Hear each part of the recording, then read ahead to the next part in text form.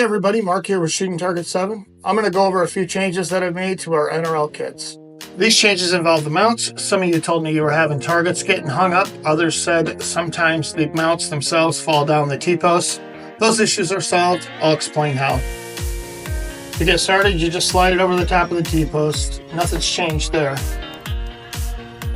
Just like before, you insert the targets onto the swivel hangers there, the 90-degree turn, and push them on and install the locking bolt and nut assembly there. From this point on, that target can't get off. I've added fingers here, front and back, which limit the range of motion. They give enough range of motion, as you can see there, for good hit detection, but won't let it wrap up and over. And in some cases, that would cause those targets to get stuck and hung up, which was pretty frustrating. So that's no longer an issue. And you can see they have a nice range of motion there, but that's not the only change I made. To address the issue of the hanger itself, sometimes sliding down the T-post, I've added these button head bolts and nuts, and you'll see how that works right there. You can just finger tight these and it'll do the job.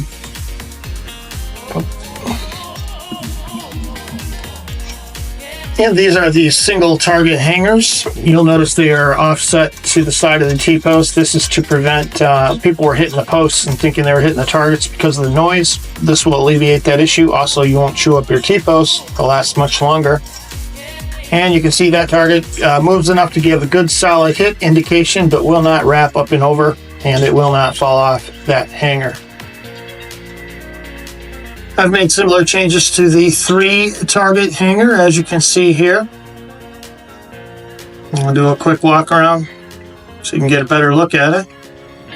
Now note that the outside mounting points do not have those fingers. That's because those are not intended for the standard conventional targets like I'm swinging now. Those are intended for use only with the Know Your Limits targets, and those targets will not hang up. So those of you who may still have problems, it's because you're using the wrong targets on the wrong hangers. Those outsides, again, are only for the Know Your Limit style targets. The reason why I did that is so these KYL targets can swing all the way around. And guys, if you're having a trouble spotting the hits, a good hot tip is to paint the backside of them fluorescent orange or some other color. And when they spin around completely, this makes it extremely easy to spot your hits. That wouldn't be possible if I limited the range of motion on those KYL targets.